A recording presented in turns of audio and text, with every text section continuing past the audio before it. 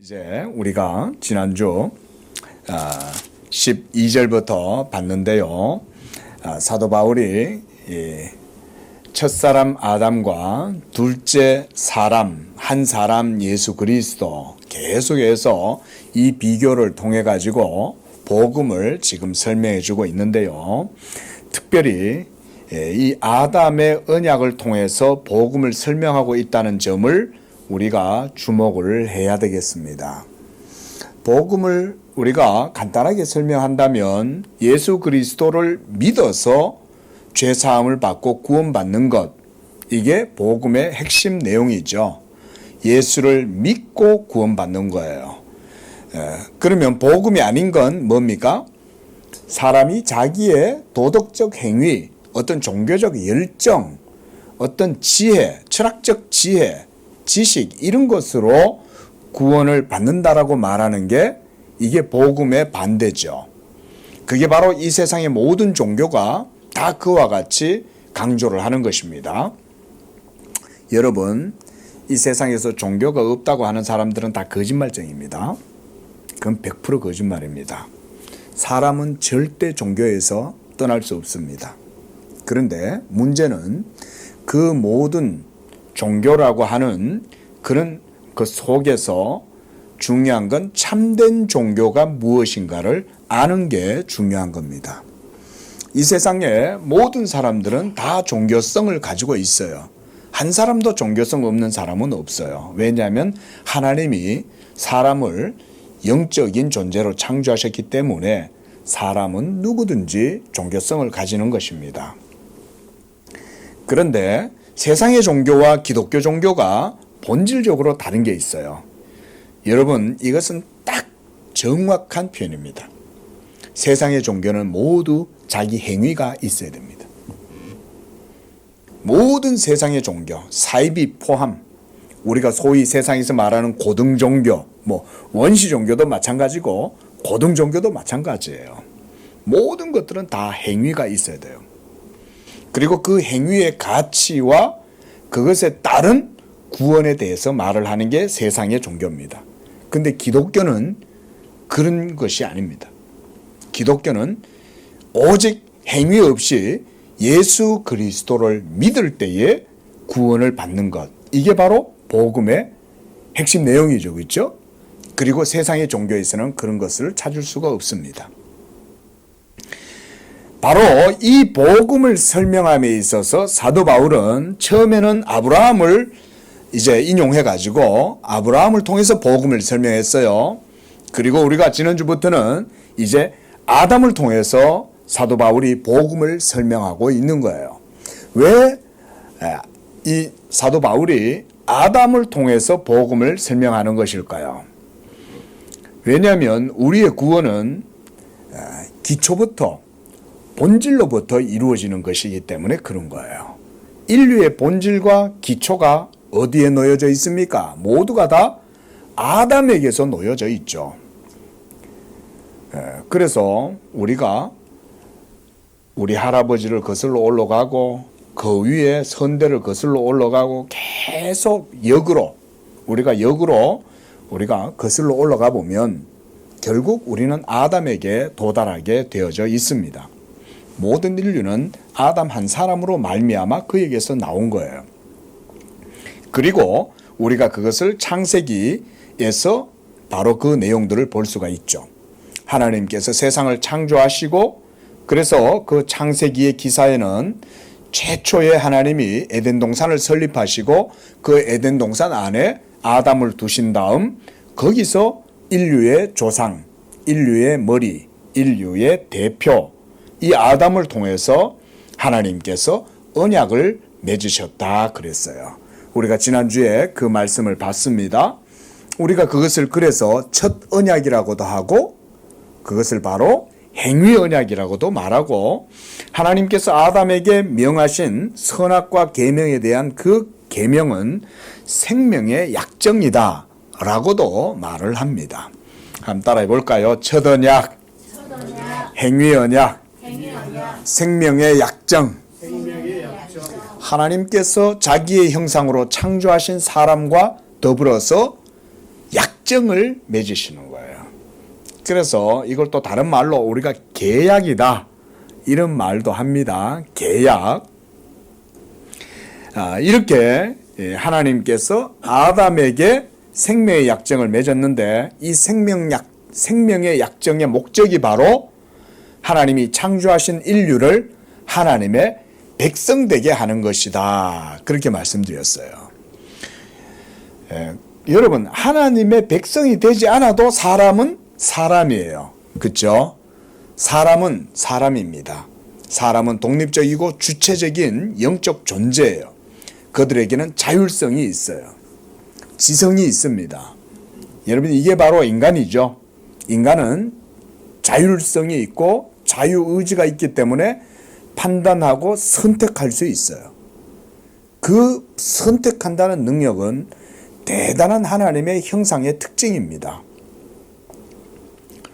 여러분, 동물들은 선택할 수 있습니까? 동물들은 선택할 수 없습니다. 사실은 그들은 선택하지 않습니다. 배고프면 먹어야 돼요. 근데 사람은 배고파도 굶어 죽을 수 있는, 선택할 수 있는 힘이 있죠.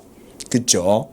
하지만 그 정신줄을 놓으면 사람도 짐승처럼 되겠죠. 그러나 처음에 하나님이 창조하셨던 아담은 그렇게 부패하고 타락한 모습이 아니에요. 아담은 하나님의 형상으로 매우 존귀하고 탁월하게 창조되었어요. 그의 영적이고 지성은 대단한 능력을 발휘했기 때문에 하나님이 창조하신 모든 세계를 보고 이해할 수 있었어요. 그리고 하나님의 뜻대로 그것을 해석할 수 있었어요. 그런데 오늘날 아담 안에서 타락하고 부패한 모든 인류들은 하나님의 뜻대로 선택하고 판단하고 행동하지 못하죠. 그렇죠? 아담 한 사람의 범죄로 말미암아 죄가 세상에 들어오고 그 죄로 말미암아 사망이 온 세상에 이제는 왕노릇하는 거예요. 여러분, 왕이라는 표현을 쓴 것은 사도 바울이 그 아래에서 모든 사람들이 노예처럼 살아가고 있다 이 말인 거예요. 또한 왕은 권세를 의미하기도 합니다. 권세는 억압하잖아요. 그리고 모든 그 밑에 있는 예속된 모든 것들을 다스리고 지배하잖아요. 이게 권세죠. 사망이 그와 같이 왕노릇하고 있다. 그렇게 얘기를 하는 거예요. 자, 바로 이런 가운데에서 사도 바울이 복음을 설명하는데 첫사람 아담에 견주어서 누구를 제시하고 있습니까? 둘째 아담이신 예수 그리스도를 제시하고 있는 거예요. 이런 것에서 우리가 이제 사도 바울의 소위 신학이라는 것이 이런 데서 드러나는 거예요. 예? 한 사람 아담을 통해서 하나님이 모든 세계를 창조하시고 그를 하나님의 형상으로 만드신 것은 그 안에서 모든 인류를 하나님의 백성이 되게 하시는 이것이 하나님의 첫 언약의 약정이에요. 이것이 첫 언약의 경륜이다 라고도 말을 해요. 여러분, 하나님의 백성이 된다는 것과 단순하게 사람으로 있는 것과는 다릅니다. 아담은 완벽한 존재입니다. 아담의 모든 그 존재는 하나님께서 완전한 형상으로 만드신 거예요. 완전하다는 말은요, 신적 본질처럼 완전하다고 이해하시면 안 됩니다. 제가 말한 아담의 완전성이라고 하는 것은 자율적인 주체성을 가졌다, 그런 의미가 큽니다. 자율적 주체성을 가졌다는 말은 선택할 수 있는 능력을 가졌다는 얘기인 거예요. 여러분, 뭘 선택을 하겠어요? 생각해 보세요. 선택할 때 뭘 선택하겠어요? 여러분들이 이런 말씀들을 들을 때는 여러분들이 믿음의 눈을 확 여셔야 됩니다. 자, 여러분 선택할 때 바나나가 있고 망고가 있고 파인애플이 있고 사과가 있어. 오늘 뭐 먹지? 오늘은 망고가 땡기네? 그럼 망고를 먹어야지. 여러분, 이런 선택을 얘기하는 게 아니에요. 아셨습니까? 이런 선택을 얘기하는 게 아니에요. 뭘 선택하냐면 하나님의 말씀을 선택할 수 있는 능력이 없느냐, 이걸 말하는 거예요. 이게 중요한 거잖아요. 그렇죠? 뭘 먹는 게 뭐가 중요해요? 야, 오늘 아침에 빵 먹을래? 밥 먹을래? 밥 먹자. 그런 선택의 능력을 얘기하는 게 아니에요. 그거는 말하자면 동물들도 할 수 있어. 그거는 하나님의 형상으로서의 사람의 모습이 아니에요. 사람은 하나님의 신적인 말씀을 선택할 수 있는 도덕적 능력을 가지고 있는 거예요. 대단하지 않습니까? 신적인 말씀을 선택한다. 이건 인간만 할 수 있는 거예요. 인간이 하나님의 형상이기 때문에 하나님의 말씀을 선택할 수 있는 거죠. 그런데 아담은 우리가 성경에서 보듯이 하나님의 말씀을 선택한 것이 아니라 마귀에게 유혹을 받아서 자기가 보기에 아름답고 좋아 보이는 것을 선택한 거예요. 마귀는 유혹했을 뿐입니다. 여러분, 죄책을 마귀에게도 돌릴 수는 있지만 마귀가 제공을 했어도 행동은 누가 한 거예요? 아담이 한 거죠. 그래서 아담 자신에게 주어져 있는 그 자율적 의지를 하나님의 말씀을 선택하지 아니하고 하나님의 말씀에 금한 것을 선택한 거예요. 그것으로 인해서 죄가 세상에 들어온 것입니다. 여러분, 죄는 하나님이 의도하신 게 아닙니다. 그리고 사망도 하나님이 의도하신 게 아니에요. 그래서 원래 죄는 자연스러운 게 아니에요. 예수님에게 우리가 아주 핵심적으로 예를 들면 예수님은 죄를 아실까요? 모르실까요? 질문에 한번 여러분들이 한번 생각하시면서 한번 조심스레 답을 한번 해보세요. 예수님은 죄에 대해서 알까요? 모를까요? 예수님은 죄를 모릅니다. 죄라는 것은 죄를 짓는 사람만이 죄를 알아요. 예수님은 죄가 없기 때문에 죄가 뭔지를 몰라요. 다만 사랑이 있기 때문에 우리의 죄를 예수님이 그런 측면에서 아시는 거예요. 우리 인생이 하나님의 생명과 사랑이 없기 때문에 그 죄로 말미암아 죽어간다는 것을 예수님이 보시고 민망히 여기시고 불쌍히 여기시고 그래서 예수님이 확 눈물을 흘리시는 거예요. 그러니까 예수님이 눈물을 흘리신다는 말은 죄로 말미암아 죽어가는 우리의 영혼을 불쌍히 여기시는 민망히 여기시는 그 마음이 있으니까 눈물을 흘리시는 거죠. 하지만 죄를 안다는 것은 우리 속에 죄가 있기 때문에 죄를 아는 거예요. 하나님이 원래 사람을 죄인으로 만드신 게 아니에요. 죄는 하나님의 말씀을 어겼을 때 거기에서 죄가 들어오게 된 거예요. 또 사망도 마찬가지입니다. 여러분, 하나님이 세상을 사망이 있도록 창조하신 것이 아니었어요. 이거를 우리 마음속에 잘 새겨두셔야 됩니다. 원래 사망, 죽는 거는 원래 자연스러운 게 아니에요, 여러분. 자연이 아닙니다, 죽는 것은. 죽는 것은 죄로 말미암는 형벌입니다. 그래서 우리는 다 나면서부터 죽어가죠, 그죠? 자라지만 어느 정도 자라면서 그때부터는 또 늙어가잖아요. 그런데 우리는 이미 아담 안에서 모두가 다 죽어 있는 거예요. 자, 15절 말씀 한번 보십시오. 15절 말씀에 보니까 한 사람의 범죄를 인하여 많은 사람이 죽었은즉 그랬어요.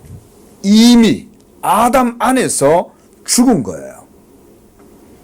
그러니까 지금 이 세상에 있는 모든 호흡이 있는 자들은 사실은 아담 안에서 영적으로 다 죽은 거예요. 그리고 생명의 기쁨을 알지 못해. 의를 알지 못해요. 그리스도 예수 안에 있는 이 생명을 맛보기 전에는 생명이 뭔지를 모르는 거예요.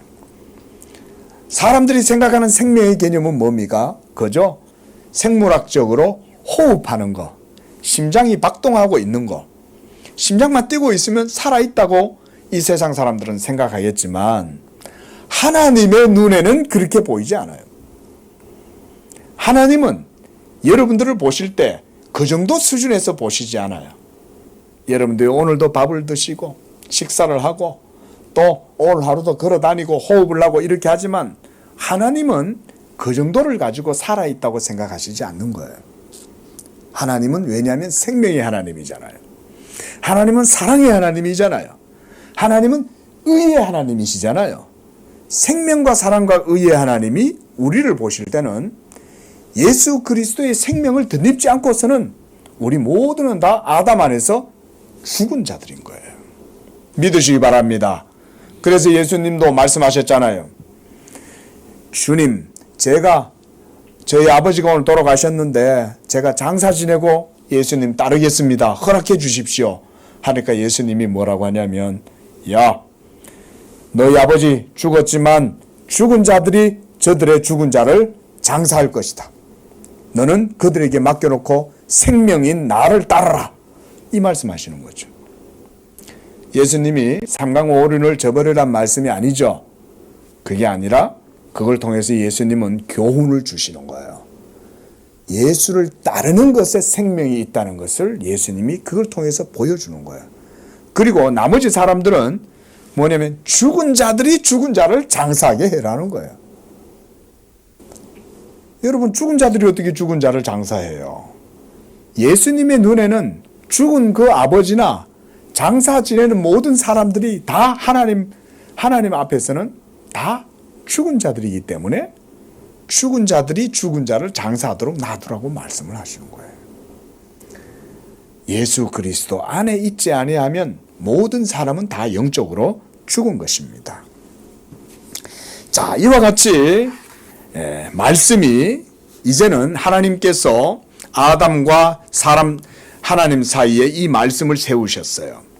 그리고 하나님께서 모든 세계를 자기의 말씀으로 창조하시면서 생명과 사랑과 빛으로 온 세계를 충만하게 창조하신 거예요. 저는 참 이 아담 그러니까 우리가 무흠한 흠이 없는, 우리가 이것을 아담의 원의의 형상이다 그래요. 원래 하나님이 처음 만드셨던 의로운 상태의 아담의 형상. 그래서 오리지널 라이처스니스라고 그래요. 원의의 형상을 가졌던 그 아담은요, 온 세계를 향해서 눈을 떴을 때 어떻겠습니까? 온 세계가 하나님의 생명과 사랑과 빛으로 가득한 거예요. 한번 이런 거를 한번 여러분들도 좀 상상을 한번 해보시기 바랍니다. 예, 과연 그게 어떤 걸까? 온 세계의 생명과 사랑과 빛이 충만하다. 그게 뭘까? 한번 상상을 한번 해보시기 바랍니다. 예, 우리가 어느 정도 유토피아 이런 거를 상상을 하기도 하지 않습니까? 그런데 그런 것 이상으로 더 영적이면서도 본질적인 빛입니다. 사랑입니다. 생명입니다. 이 생명을 아담이 눈을 떴는데 온 세계가 그게 가득한 거예요. 처음에 아담이 눈을 떴을 거 아니에요. 그죠? 하나님이 생기를 아담에게 싹 불어넣었는데 아담이 눈을 뜨고 온 세계를 보니까 어떻게 했어요? 처음에 아담이, 어떤 사람은 이렇게 상상해요. 이게 뭐지? 여기가 어디야? 나는 누구지? 그랬을 거 아니에요. 아담에게 의식이 생겼으니까. 나는 누구지? 여기는 어디야? 그리고 이 모든 것들은 뭘까? 여러분, 아담이 이랬을 것 같습니까? 아닙니다. 아담은 눈을 뜨자마자 모든 세계와 자기가 하나가 되어 있다는 것을 느끼는 거예요. 그리고 모든 세계 속에 생명이 넘치고 그리고 빛이 가득하고, 그래서 기쁨이 그 아담의 마음을 충만하게 하는 거예요. 어디에서도 엔트로피로 인한 에너지의 감소가 없어.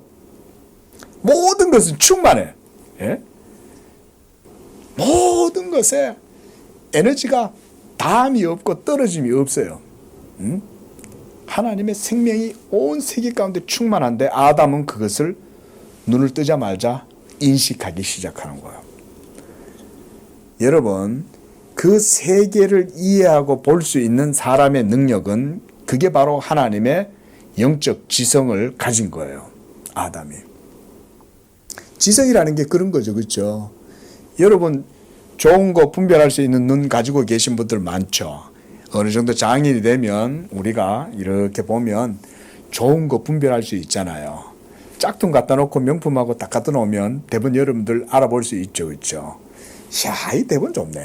예? 저도 뭐 눈은 좋아요. 뭐 가진 건 없어도 눈은 좋아서 딱 보고 좋은 건 딱 알아봐. 저희 와이프가 항상 저보고 그래요. 어디 가가지고 뭐 사면 이거 어때? 이거 어때? 저보고 막 입어보라는 거예요. 그 입어보다고 꼭 제가 짚으면은 제일 비싼 걸 잡더라고. 아이고, 또 보는 눈은 있어가지고. 그건 못 사요. 왜냐면 제일 비싸니까. 잡고는, 에이, 그래? 이러고는 더 걸어 놓는 거예요. 꼭 보면 비싼 게 그래 좋아 보여. 남 목사 눈도 애지간히 높은가 보다. 이런 생각이 드는데. 여러분, 우리 사람은 안목이라는 게 있죠. 다 전문직에 종사하시는 분들이시잖아요. 그럼 여러분들이 종사하시는 그 영역에서 뭐가 가치 있고 좋은 것인지 알아보시는 눈이 있으시죠. 딱 보면 보이잖아요. 예. 처음 하나님이 창조하신 아담의 지성이 그런 기능을 발휘하는 거예요. 미학적으로 모든 세계가 아름답다는 것을 아는 거예요. 단순한 아름다움이 아니에요. 진리의 아름다움이 온 세계 가운데 뻗쳐가지고 하나도 스며들지 않는 것이 없어요. 모든 빛이 아담에게 쫙 들어오면 아담은 그것을 다 해석할 수 있는 지적 능력을 가진 거예요. 하나님이 그걸 보시려고 모든 동물들을 아담 앞으로 지나가게 일부러 해보시는 거예요. 하나님이 아담이 뭐라고 하나 한번 보시는 거죠. 일부러 하나님이 확인해 보시는 거죠. 아담의 지적 능력을 보시는 거예요. 예? 오랑우탄을 보면 아담이 그 오랑우탄의 본성을 그대로 파악을 하는 거예요. 멧돼지를 보면 멧돼지의 본성이 파악되고 호랑이 보면 호랑이의 본성이 파악이 되는 거예요. 여러분, 이것은 대단한 지적 능력을 보여주는 겁니다. 그냥 여러분 성경이 창세기가 그렇게 우화가 아니에요. 여러분 잘 아셔야 돼요. 창세기가 여러분들이 어떤 읽으면 이게 무슨 우화처럼 느껴지지만 여러분 그건 완전히 오해입니다. 성경 속에는 이와 같은 언약이 있고 하나님과 인류와의 최초와의 그 영적 관계가 있고 그 안에서 하나님이 인류로 하여금 하나님의 자녀가 되게 하시는 약정이 거기에 기록되어져 있는 거예요. 만약 우리의 선조인 아담이 하나님의 자기의 그 가지고 있는 지적 능력과 선택의 능력, 자유의지를 가지고 하나님의 말씀을 선택하면 아담 안에서 태어난 우리 모두는 다 지금 현재 어떻게 되겠어요? 하나님의 백성이 되는 거예요. 이게 첫 언약의 경륜이에요. 자, 우리 말씀 좀 찾아볼게요. 출애굽기 6장 7절 시작. 너희를 내 백성으로 삼고 나는 너희의 하나님이 되리니 그랬어요. 그리고 그 하반절에도 너희의 하나님 여호와인 줄 너희가 알리라 그랬습니다. 그 다음에 레위기 11장 45절 말씀. 나는 너희의 하나님이 되려고 너희를 애굽 땅에서 인도하여 낸 여호와라. 또 한번 찾습니다. 레위기 25장 38절 시작. 나는 너희의 하나님이 되며 또 가나안 땅을 너희에게 주려고 애굽 땅에서 너희를 인도하여 낸 너희의 하나님 여호와시다. 계속 이 말씀을 강조합니다. 자, 에스겔서 36장 28절 자, 시작. 내가 너희 조상들에게 준 땅에서 너희가 거주하면서 내 백성이 되고 나는 너희의 하나님이 되리라. 내 백성이 되고 나는 너희의 하나님이 되리라. 이 말씀이죠. 요한계시록 21장 3절 시작. 내가 들으니 보좌에서 큰 음성이 나서 이르되 보라, 하나님의 장막이 사람들과 함께 있음에 하나님이 그들과 함께 계시리니 그들은 하나님의 백성이 되고 하나님은 친히 그들과 함께 계신다 그랬어요. 자, 여러분 보세요. 출애굽기에 레위기 제가 오늘 아주 핵심적인 것들만 봤고요. 계속해서 이런 내용들은 다른 선지서에도 많이 있습니다. 그런데 요한계시록까지 제가 이렇게 이제 살펴본 건 뭐냐면 성경 전체가 바로 이런 자기 백성 삼으시려는 하나님의 언약의 경륜을 계속 보여준다는 거예요. 그래서 나는 너희의 하나님이 되고 너희는 내 백성이 되게 하리라. 이것이 처음 에덴 동산에서부터 이루어지게 된 첫 언약의 경륜도 바로 그와 같은 하나님의 목적이 있었다는 걸 말씀드리는 거예요. 하나님이 왜 선악과를 세우셨냐? 이거 성경 공부하면 대부분의 성도님들이 다 이거 가지고 전부 다 이제 말을 해요. 선악과를 안 세워놨으면 우리가 이런 일을 안 당했을 텐데 왜 선악과를 하나님이 거기다가 세우셨냐 이러면서 그거 가지고 막 하나님한테 불평해죠. 예? 아니 그거 없었으면 되잖아요. 그냥 처음에 원의의 형상으로 창조하신 그대로 순수무구한 그 가운데에서 아담을 그냥 에덴 동산에서 마음껏 먹고 마시고 놀도록 내버려 놔두지 왜 선악과를 정해 놓으셔가지고 또 괜히 또 그것도 말해놓고 그러냐. 에? 우리 사람 심리라는 게 그런 게 있잖아요. 이거 하지 마 그러면 그때부터 더 하고 싶죠. 그렇죠? 사람 마음이라는 게. 근데 처음에 아담은 그거보다 더 선택할 수 있는 능력이 있는 거예요. 우리 사람은 악하기 때문에 하지 말라면 더 하려고 하지만 아담은 그러진 않았어요. 아담은 하나님이 명하신 것을 알았기 때문에 그것만 안 먹으면 된다고 생각했던 거예요. 근데 유혹을 받으니까 그때부터 자기의 자율적 의지가 자기 자신의 의를 따라서 움직인 거죠. 여러분, 하나님이 그와 같이 모든 세계를 창조하신 다음에 아담과 선악과 계명을 세워놓으시고 약정을 맺으신 것은 인류를 하나님의 자녀로 삼으시기 위한 하나님의 경륜이었어요. 여러분, 원의의 형상으로 그냥 살아가는 것과 하나님의 자녀의 신분으로 살아가는 것은 전혀 다릅니다. 그렇죠? 자, 여러분, 천사들은 하나님의 자녀입니까? 천사는 하나님의 자녀가 아니에요. 천사들도 창조하셨지만 천사들은 하나님의 자녀가 아니라 하나님을 섬기는 종들입니다. 하지만 예수 믿는 하나님의 백성들은 하나님의 자녀들입니다. 우리는 모두 하나님의 자녀인 줄로 믿으시기 바랍니다. 아멘. 자녀입니다. 우리는. 여러분, 자녀는 하나님이 다르게 대하십니다. 그리고 천사들에게는 반역한 천사들은 다시금 죄사함과 회개함을 얻을 수가 없습니다. 예수 그리스도의 십자가의 죽으심과 그의 희생 제물은 천사들에게는 효력이 없습니다. 오직 하나님의 택하신 백성, 아담 안에서 선택받은 자들에게 하나님께서 자기의 자녀됨의 권세를 주시는 거예요. 그래서 여러분들 모두는 다 구원 얻는 하나님 나라의 후사들입니다. 후사들이란 말은 하나님의 언약을 상속받는다는 말이죠. 우리 모두는 다 하나님의 언약의 후사들이다. 자, 이처럼 죄로 말미암아 세상에 사망이 들어왔습니다. 사망이 온 인류의 모든 사람들 위해 왕으로 역사하고 있다. 사도 바울이 그렇게 말씀하는 거예요. 하나님의 언약 안에 있지 않고 아담 안에서 태어나서 살아가는 모든 사람들은 그러므로 다 죄의 종노릇하고 있는 거예요. 그리고 사망이 그들의 왕으로 역사하고 있어요. 하지만 하나님이 세상을 이처럼 사랑하사 독생자를 주셨으므로 누구든지 그의 이름을 믿고 의지하는 자들에게는 하나님의 자녀가 되는 언약의 권세, 언약의 복을 주시는 거야. 이게 예수 믿음으로 이루어지는 거예요.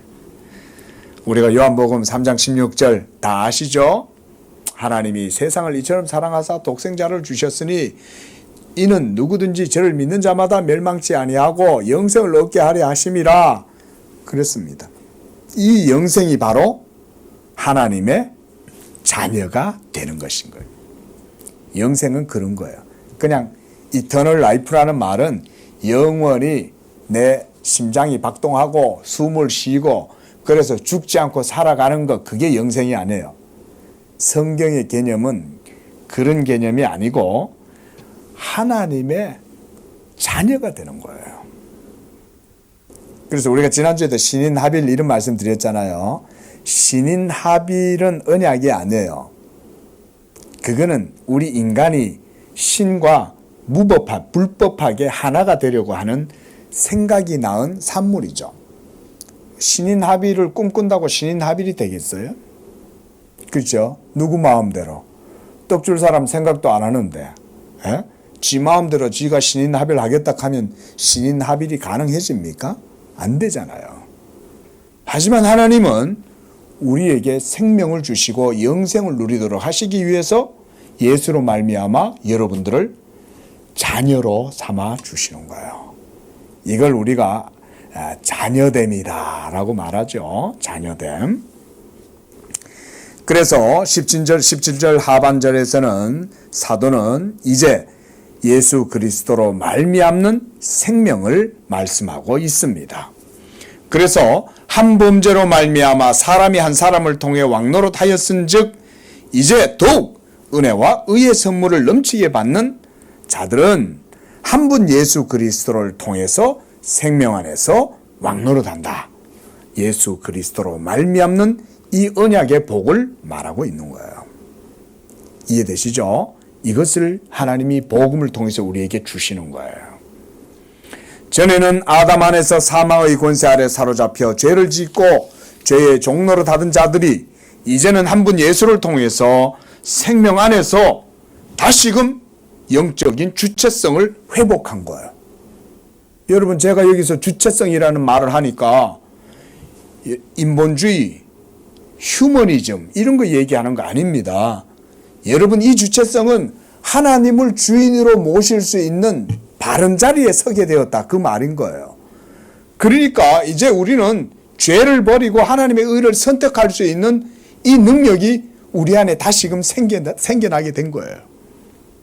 이전에는 여러분, 하나님을 선택할 수 있는 능력이 없었어요. 왜냐하면 죽었으니까. 그래서 우리는 인간의 자유의지를 부정해요. 여러분, 우리가 유명한 펠라기우스와 어거스틴의 논쟁에서 제일 핵심적인 문제가 자유의지의 문제예요. 펠라기우스라는 사람은 인간에게 여전히 선을 선택할 수 있는 자유의지가 있다고 보았어요. 근데 어거스틴은 그게 아니다. 하나님의 절대 은총으로 구원받는 것이다.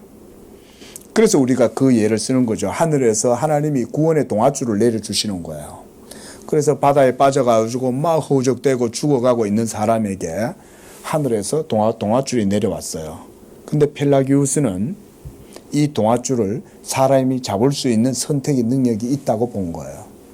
그러니까 이 동아줄을 잡지 못하면, 그걸 잡지 못함으로 그가 죽게 되면 그것은 누구 잘못이에요? 본인 잘못이라고 본 거예요. 이게 펠라기우스의 논리예요. 그러니까 선택할 수 있는 능력이 있다고 보는 거죠. 그러니까 그걸 못 잡았으니까 그것은 자기의 잘못이다 라고 하는 거죠. 근데 어거스틴은 그렇게 보지 않았어요. 하나님이 구원의 동아줄을 내릴 때, 잘 들어보세요. 하나님이 구원의 동아줄을 하늘에서 내려주시는 거예요. 그런데 이것을 잡았어요. 근데 그것을 잡는 것도 그 사람의 능력에 의해서 주로 잡은 게 아니에요. 하나님이 그 사람을 선택하셔서 그에게 잡을 수 있는 생명의 능력을 주신 거예요. 그러니까 그가 그것을 잡은 거예요. 이런 것을 우리가 불가항력적인 은총이다라고 말해요. 한번 따라해 보겠습니다. 불가항력적 은총. 불가항력적이라는 말은 하나님이 선택하신 자들에게는 하나님께서 이 구원의 동아줄을 잡을 수 있는 능력까지도 주시는 거예요. 이것이 우리가 유명한 어거스틴의 은총론이라고 할 수가 있습니다. 성경이 바로 그 얘기를 하는 거예요. 하나님이 예수 믿는 믿음을 주시지 아니하면 우리가 하나님을 믿을 수가 없습니다. 하나님이 선택하시고 그래서 택하신 자들에게 예수 믿는 믿음을 주실 때에 우리는 하나님을 믿을 수 있는 믿음이 우리 안에 생겨나는 거예요. 하지만 많은 사람들은 이 절대 은총을 믿기보다는 자기 자신의 자유의지를 통해서 내가 하나님의 선을 선택할 수 있고 복음을 선택할 수 있다라는 이런 논리를 더 쉽게 받아들여요. 그게 오늘날 많은 사람들에게 회자되고 있는 소위 복음주의라고 하는 그런 신앙입니다. 여러분 잘 분별하셔야 됩니다. 진짜 복음과 하나님의 영광이 나타나는, 하나님의 의가 나타나는 복음은 하나님의 선택으로 말미암는 구원입니다. 우리 양재교회 성도들은 이걸 믿으시기 바랍니다. 이런 걸 믿어야 하나님이 영광을 받으시는 거예요. 여러분 하나님께 영광 돌리는 방법 딴 거 없어요. 하나님의 말씀을 있는 대로 믿고 고백하면 거기에서 하나님이 영광 받으시는 거예요. 예? 뭐 영적인 원리라는 게 뭐 딴 거 아닙니다. 뭐 여러분들이 뭐 무슨 어떤 신령스러운 삶을 살고 막 이래야 하나님이 영광 받고 그런 게 아니에요. 진리 안에서 그 하나님의 말씀에 대한 바른 믿음을 가지고 하나님을 믿고 그 가운데로 나아가면 그걸로 하나님이 영광을 받으시는 거예요. 이거가 여러분들 마음속에 믿어져야 됩니다. 자, 18절 말씀 보겠습니다. 자, 생명 안에서 왕노릇한다라고 얘기한 것은 한마디로 인간성의 회복을 의미한다 그랬습니다. 그래서 하나님이 창조하셨던 형상의 그 복되고 탁월하고 영광스러운 형상이 회복되므로 더 이상 죄의 종이 되지 않고 사망의 세력에 붙잡혀서 노예처럼 사는 것이 아니라 이제는 생명 안에서 왕노릇하게 되는 거예요. 자, 18절 말씀 보겠습니다. 한 범죄로 말미암아 많은 사람이 정죄에 이른 것 같이 한 의로운 행위로 말미암아 많은 사람이 의롭다 하심을 받아 생명에 이르렀다 그랬습니다. 아담 한 사람으로 말미암아 그 안에서 모든 사람들이 정죄에 이르고 사망을 겪게 된 것처럼 이제는 예수 그리스도로 말미암아 많은 사람들이 생명에 이르게 되었다는 거예요. 생명. 바로 이 생명이 하나님과의 언약의 관계가 이루어지는 거라 그랬어요. 그죠? 신인합이 아니에요. 그죠? 하나님과의 언약의 관계가 합당하게 이루어지는 거예요. 합법적으로. 그걸 합법적으로 이루시기 위해서 예수께서 성육신 하셨다. 그 말인 거예요. 그리고 한 의로운 행위라는 말은 예수님의 순종을 말해요. 한번 따라하겠습니다. 예수님의 순종. 예수님의 순종. 예. 이 순종이란 말은 율법에 대한 순종을 의미합니다. 자, 우리 다시 한번 성경을 한번 돌아가 봅시다. 자, 하나님께서 아브라함 언약 이후에 몇 년 만에 모세 율법을 주셨습니까? 400년 후에 이 율법을 주셨죠. 그렇죠? 아브라함과 언약을 맺은 다음 400년이나 지나서 하나님이 모세를 통해서 이스라엘 백성들에게 율법을 주신 이유가 있다 그랬죠. 하나님이 그 400년의 기간을 통해서 우리가 요즘 이제 출애굽기를 보잖아요. 출애굽이란 말은 탈출한다는 말인데 애굽과 같은 이 세상에서 하나님이 자기의 택한 백성들을 이끌어서 어디로 데려가요?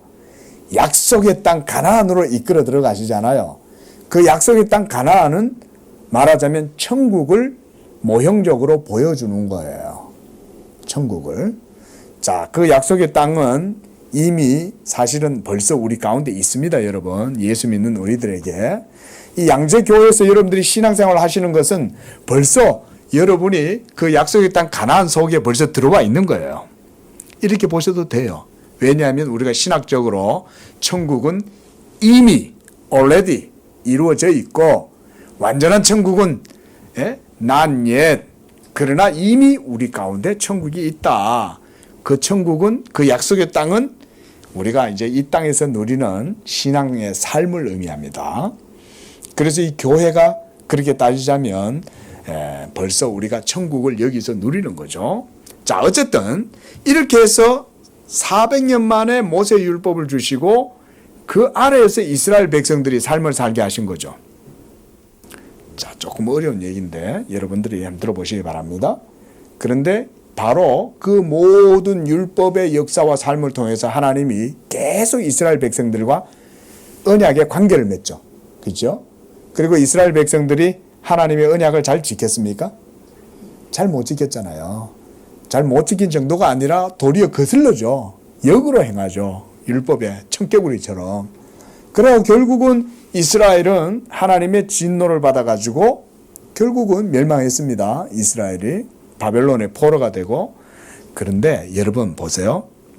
우리가 좀 출애굽기를 하니까 놀라운 건 뭐냐면 불순종하고 패역하고 하나님께 진노와 징계를 받아가지고 멸망을 하는데 놀랍게도 그걸 통해서 하나님이 복음을 드러내셨다는 거예요. 이런 건 여러분들이 이제 말씀을 배우면서 그게 뭔가를 여러분들이 깊이 배워야 되겠죠. 자, 인간은 실패했는데 하나님은 실패하지 않으시는 거예요. 도리어 이스라엘의 불순종과 타락과 하나님께로부터 받는 징계, 멸망으로 인해서 하나님이 그 속에서 자기의 지혜를 드러내셨다는 거예요. 놀라운 하나님의 지혜와 섭리인 거예요. 결국 그 율법의 역사를 통해서 하나님이 단 하나의 구원의 빛을 드러내셔요. 그가 바로 율법 아래에서 나신 예수 그리스도신 거예요. 예수 그리스도가 이 땅 가운데 태어나시도록 하기 위해서 이스라엘의 모든 역사가 사용되는 거예요. 이스라엘 전체의 역사가 멸망에까지 이르게 될 때까지 하나님이 이스라엘을 사용하셔서 예수 그리스도가 거기서 태어나게 하시는 거예요. 그러니까 이스라엘이 멸망하게 되는 2000년 전 로마 시대 때 예수님이 말씀이 육신이 되셔서 오시고 그 예수 그리스도를 통해서 모든 율법의 모든 일들을 행하실 수가 있게 된 거예요. 자, 여러분 보세요. 한 의로운 행위란 말은 한마디로 율법에 준행하는 행위를 말하는 거예요. 여러분 기준이 있어야 되잖아요. 그렇죠? 여러분 선이 뭐예요? 여러분들 우리는 보통 선이라고 하면 선의 기준이 우리 자신들이 기준이잖아요. 여러분들한테 좋으면 선이고 여러분들한테 나쁘면 그거는 불의한 것이고 악인 것이고 이런 식으로 우리는 생각하잖아요. 그런데 성경에서 말하는 의, 선에 대한 개념은 하나님의 말씀에 있죠. 그렇죠? 여러분 이런 걸 이제 우리가 율법을 통해서 배우는 겁니다. 여러분 이런 걸 배우셔야 돼요. 자, 하나님이 출애굽한 이스라엘 백성들에게 율법을 주심으로써 그들에게 이제부터 뭘 훈련시키냐면 하나님의 의를 훈련시키는 거예요. 이제는 율법 없이 살았잖아요. 그렇죠? 근데 이제는 율법을 통해서 하나님을 배우게 하시는 거예요. 예수님이 이 세상에 오신 것도 그 율법을 따라서 하나님의 구원을 모두 만족시키고 이루시기 위해서 이 세상에 오신 거예요. 그래서 여기서 한 의로운 행위라고 그러는 거예요. 이 행위를 의롭다고 할 때는 뭐가 기준이에요? 율법이 되는 거예요. 율법은 모든 것에 우리가 시금석이라고 하는 거죠. 기준이 되는 거예요. 하나님의 공의의 완전한 기준은 율법이 보여주는 거예요. 그걸 하나님이 왜 보여주시겠어요? 여러분 하나님께서 왜 그토록 율법의 의를 보여주려고 이스라엘을 멸망할 때까지 이스라엘 백성들로 하여금 율법의 의무를 다하도록 하셨을까요? 예수님을 보여주려고 그런 거예요. 그리고 율법의 완전함을 하나님이 그걸 통해서 세우는 거예요. 조금 어렵죠. 자, 율법이 완전하게 서면 설수록 이스라엘 백성들은 어떻게 되겠어요? 멸망하겠죠. 맞잖아요. 율법 앞에서 누가 온전하게 설 수 있어요? 우리는 한 계명도 감당할 수 없는데. 그런데 놀라운 역설은 율법이 완벽하게 서면 설수록 이스라엘 백성들이 그 앞에서 걸려서 넘어지지만 도리어 율법의 완전함을 보여줌으로써 예수 그리스도가 그 율법을 통해서 더욱더 드러나게 하시는 거예요. 놀라운 하나님의 섭리죠. 그리고 예수 그리스도께서 마침내 때가 되어, 이게 갈라디아서 4장의 말씀이요. 때가 참해. 때가 찼다는 말은 이제 율법의 시대가 그 모든 정점에 이르게 되었을 때 그 말이에요. 율법의 역사가 정점에 이르게 되었을 때 하나님의 아들이 드디어 그 율법의 준행자로 자기의 몸을 입으시고 오신 거예요. 그리고 한 의로운 행위, 율법의 모든 의를 만족시키는 그 행위로 말미암아 이제는 그를 믿는 모든 사람들이 의롭다 하심을 얻게 되고 생명을 얻게 된다. 그 말씀을 하는 것입니다. 그래서 19절에서도 이런 말씀하죠. 한 사람이 순종하지 아니하므로, 이 한 사람은 누굽니까? 아담이죠. 그럼 그 다음에는 한 사람이 순종하심으로, 이건 누구예요? 예수님이죠. 뭐에 대한 순종? 율법에 대한 순종. 그래서 하나님이 400년 후에 이스라엘 백성들에게 율법을 주신 거예요. 왜냐하면 율법이 없이는 예수 그리스도가 나타날 수가 없기 때문에. 율법을 주셔야 우리의 구원자이신 예수가 부각되잖아요. 그리고 그 율법을 통해서 하나님의 의가 명백하게 제시가 되었을 때 그 하나님의 완전한 율법을 누군가가 그거를 완전히 만족시켜야 되는 거예요. 완전히 만족시켜야 되는 거예요. 우리가 이걸 그래서 우리가 신학적인 용어로 그리스도의 만족이다. 우리가 이걸 이제 우리 총신의 교수님, 문병호 교수님은 그래서 우리나라 말로 이거를 그리스도의 만족이라는 말을 그리스도의 물음이다. 그래서 이걸 satisfactio라는 이런 표현을 써요. 어쨌든 만족이에요. 하나님의 율법이 요구하는 바 의를 만족시켜야만 하나님이 여러분들을 향한 진노와 저주를 다 풀으시는 거예요. 하나님의 진노를 풀어야 여러분이 하나님의 은총과 자비와 사랑을 받을 수가 있어요. 그러지 않고서는 누구도 하나님 앞에 나아갈 수가 없는 거예요.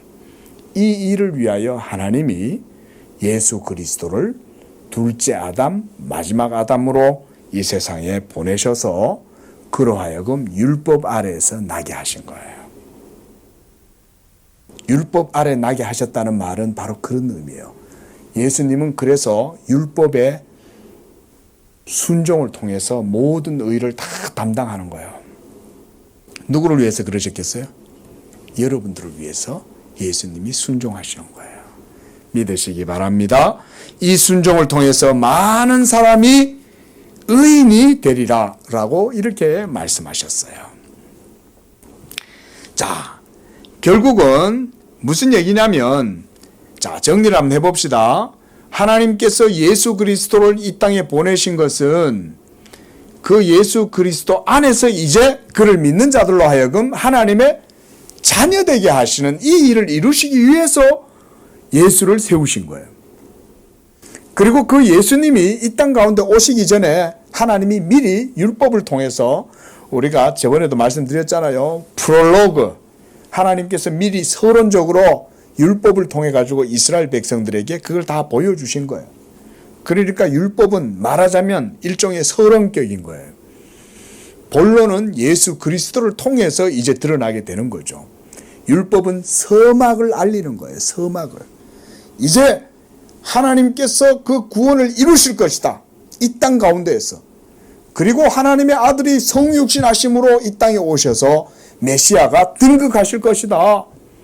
그거를 율법이 보여주는 거예요. 율법이.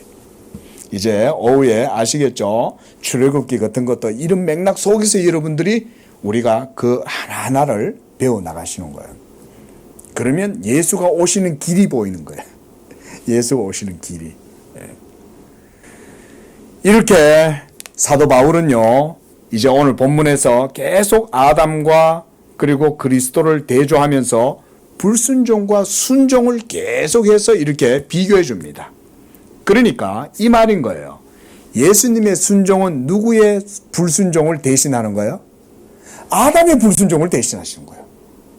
아담이 순종했다면 우리가 영생을 얻었을 터인데 아담이 불순종해서 우리가 사망을 얻었잖아요.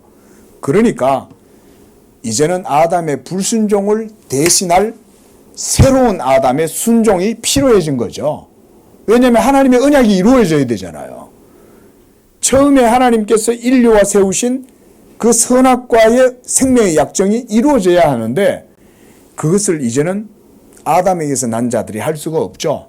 여러분 석가모니가 그 순종을 할 수가 없는 거예요. 공자님이 그 순종을 할 수가 없고 소크라테스가 그 순종을 할 수가 없는 거예요. 그 순종은 오로지 율법의 실체, 율법이 옳으라고 약속하신 그 예수 그리스도만이 이 율법을 준행할 수 있는 자인 거예요. 예수께서 오셔서 율법의 수종자가 되시고 그래서 모든 율법을 하나님의 집 맡은 자로서 율법을 다 준행하셔서 순종하심으로써 아담의 불순종을 예수의 순종으로 다 만족시키시는 거예요. 그러므로 이제 이 예수를 믿는 자들은 예수의 순종을 통해서 우리 모두가 다 그리스도 안에서 하나님의 자녀가 되게 하시는 거예요. 자, 여러분 그 예수를 믿는 믿음 안에서 여러분도 하나님 앞에 의롭다함을 얻게 될 때 여러분들이 행위로 의롭다함을 얻습니까? 여러분들은 행위를 하지 않았어요. 여러분들은 수고하지 않았고 노력하지 않았어요.